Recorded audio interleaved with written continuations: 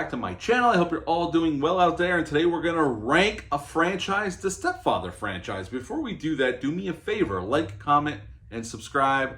I greatly would appreciate that. Also, as always, a shameless plug for my TeePublic store. You'll see all kinds of designs over there. I'll leave a link for that in the description box below that will take you right to my store. But today, yes, we are here to rank a franchise, 4 films, so this is going to be a shorter ranking video, but I like doing ranking a franchise, these kind of videos. They're fun to do, and it kind of gives you time to reflect back over the whole franchise. And 2 of these films were first-time watches for me, you know, going through the review series. Part 3, which was a TV movie, and the remake I had never seen. So they were 2 first-time watches. The original and Part 2 I had seen, but they were, before I reviewed it, it was a long time since I've seen them. So let's get into this bad boy. At number 4, the Stepfather remake from 2009.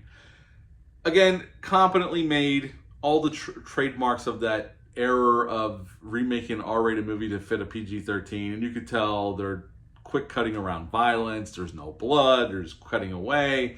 All that bullshit. There's no suspense here, really. You know what's going to happen because they do follow the template of the first. It's not a shot-for-shot remake, but they follow the template of the original film almost to a T. The only difference is the woman that, you know, Dylan Walsh marries, which is Celia Ward's character, has more kids.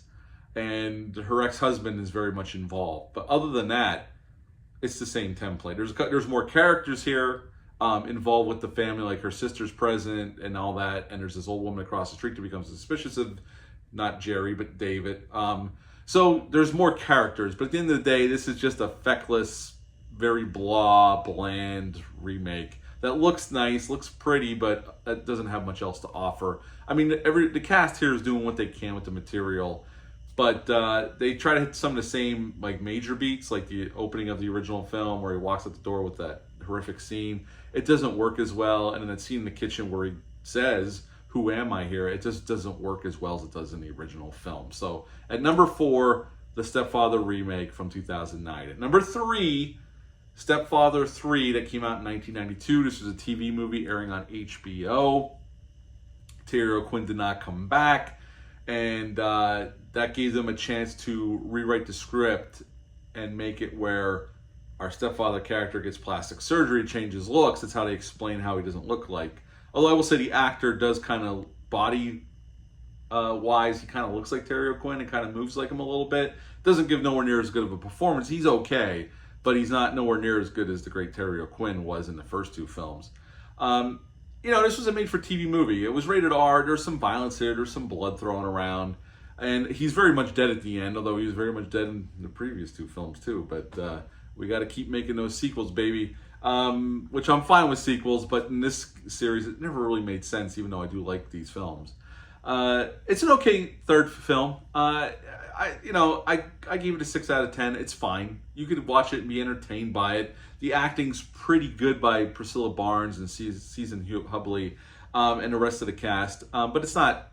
It's just serviceable TV movie. It's pretty much what it is. So at number 3, Stepfather 3. At number 2, Stepfather 2, Make Room for Daddy, which I'm only saying it because it's the title, but I hate that title. This one came out in 1989, 2 years after the original film, directed by Jeff Burr.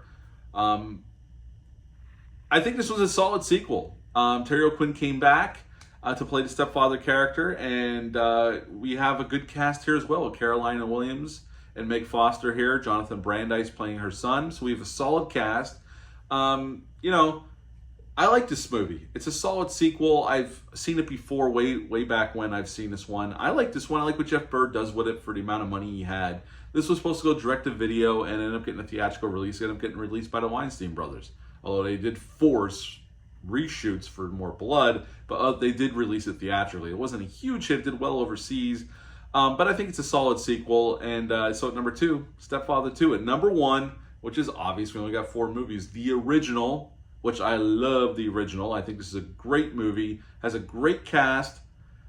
But the shining star is Terry O'Quinn. He gives an absolutely fantastic performance as this absolute sociopath and psychopath. And they really do a great job. And he does a nice job portraying this character, the two sides of the same coin.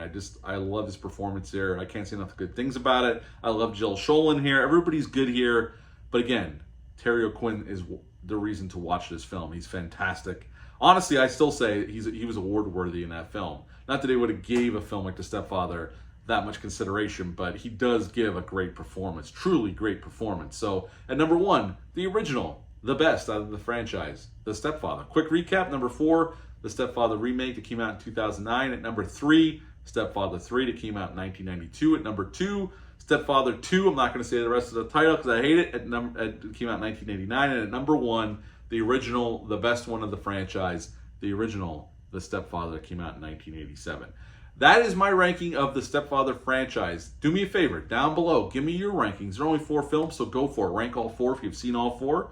Let me know down below if you've seen any of these films. I'd be interested to know how familiar you guys out there with these films. Again, they're all streaming on Tubi for free, so if you're interested or want to revisit them and you don't own them, you can watch them for free on Tubi. Tubi's always a great resource for horror, especially horror fans. So yeah, they're all on there if you're interested.